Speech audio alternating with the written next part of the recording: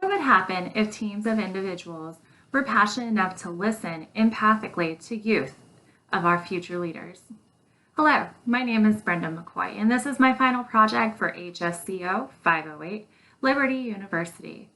France and Wakel believe that workers convey understanding, respect, caring, and honesty when they exhibit facilitative levels of the following three interpersonal skills: empathy, warmth, and genuineness. After a few introductory concepts, we'll discuss my overarching goal of being a motivational team coach and the team effort that is necessary in order to train specified groups to reach the future generation. We will discuss my background and behavioral blend and how it influences my communication patterns, the potential barriers that could hinder and negatively impact the relationships, the solutions that will help overcome the communication barriers, and the plan of action in order to enhance the communication skills needed to train teams to reach the next generation youth. Before we can begin, it is important to understand what is interpersonal communication. Interpersonal communication does not just happen all the time. However, it can take place in families, between friends, in arguments, business situations, as well as in classrooms. Interpersonal communication involves collaboration with others, even if there are different viewpoints, making choices in how individuals communicate, understanding how other cultures communicate, and lastly, interpersonal communication involves how each individual's identity plays a role in how a person communicates and interacts with another individual. It's important that each communicator listens to each other and are sensitive to what each have to say. This kind of listening is known as empathic listening. Before we can understand what empathic listening is, it's important to understand what empathy itself is. France and Wakel define empathy as the understanding of another person and communicating your understanding to the individual. Sometimes individuals just need someone to listen. They don't need or want answers, they just want someone to listen. Empathic listening requires both communicators to be sensitive or receptive to the other person. Empathic listening does not come easy. It takes focus, encouragement, and reflecting on what is being said. None of these skills can be portrayed or introduced without showing the warmth and genuineness when first meeting someone. Each person is uniquely made and reacts differently with each situation that arises in front of them. Therefore, it's important to show each person that they have value and are valued when you first meet them. This creates a warm and comfortable environment, and the client is more apt to open up.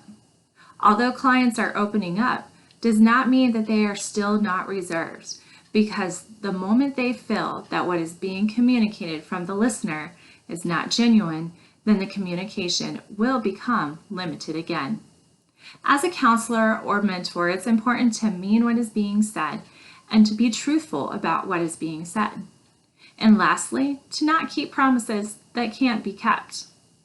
Empathy, warmth, and genuineness are three key skills, but research on the helping relationship has also addressed a broader concept termed alliance. Alliance is a term that is often described but not so easy to achieve. The idea of alliance is only achieved after building the foundation of empathic listening, warmth, and genuineness.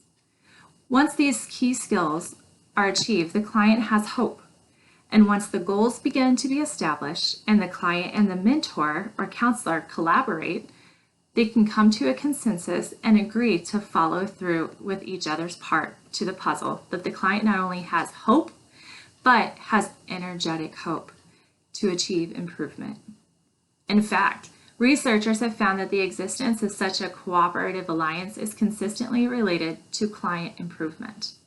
The best part of the alliance is that not only the client transforms, but so does the counselor or mentor. This is known as transformational leadership, and it's also a key role in accomplishing my overarching goal of being a motivational team coach that is not only forging alliances, but also develops and deploys leaders to accomplish the same in various key development youth areas. There are often two generations that are often forgotten about. Those are the youth and the elderly.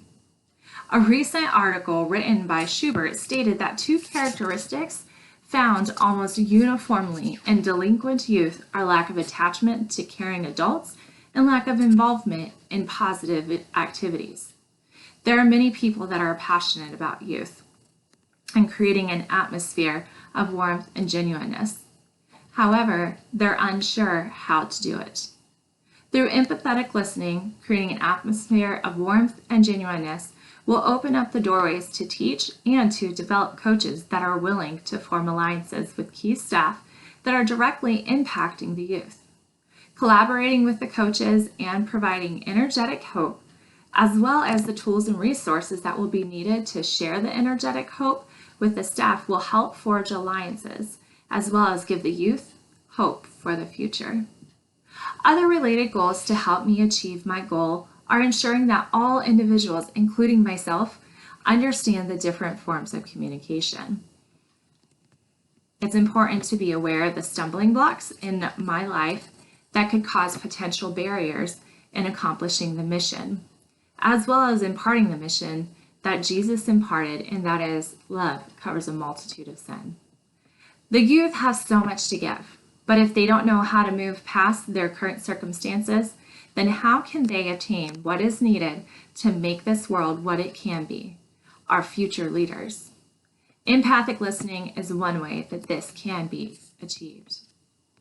In a recent article titled Empathic Action in Family Resilience, a narrative examination of the benefits of helping others stated that empathy is defined as a protective factor that has been helpful for children considered at high risk for poor mental health and social functioning due to experiencing stressful circumstances such as family violence, substance abuse of a parent, or poverty.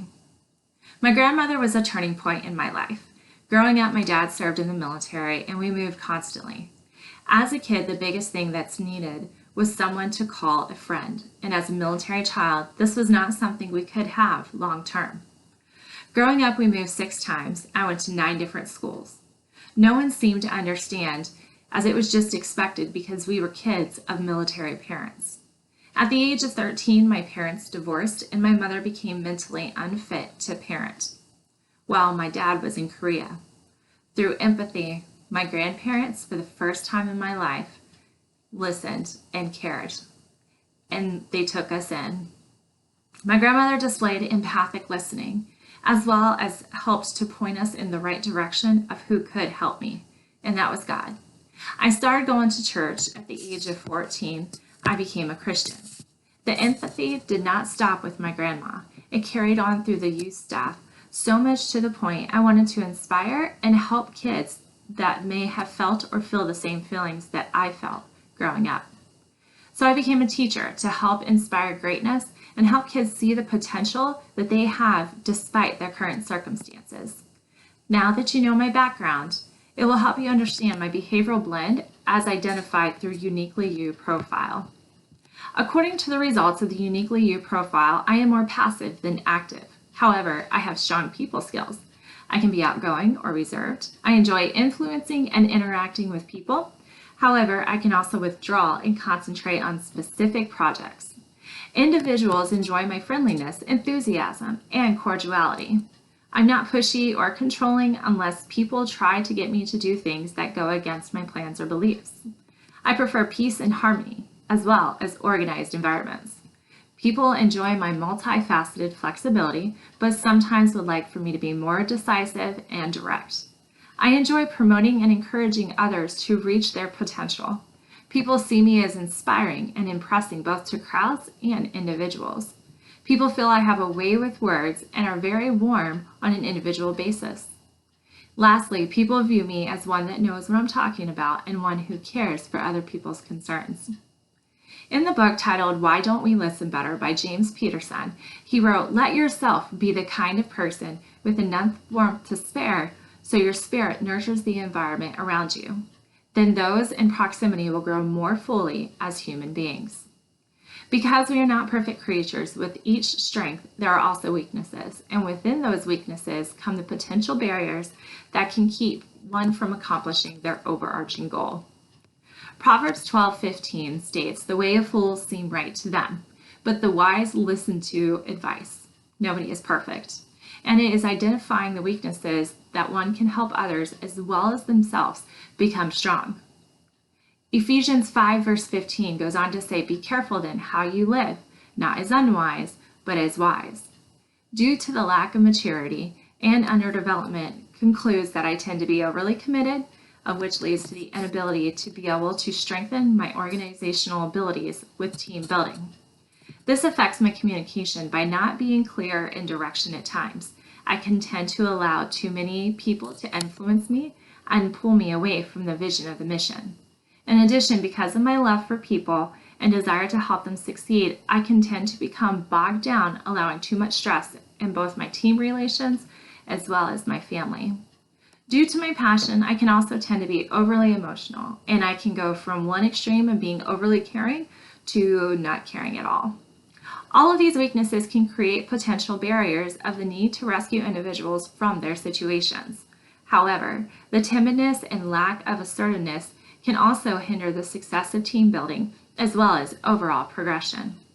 Although my listening skills were ranked high on the interpersonal communication skills test, I can be easily distracted, and if I don't keep focused and remember that I can't solve the problems for the individuals, I can tend to listen for evaluation and not for understanding.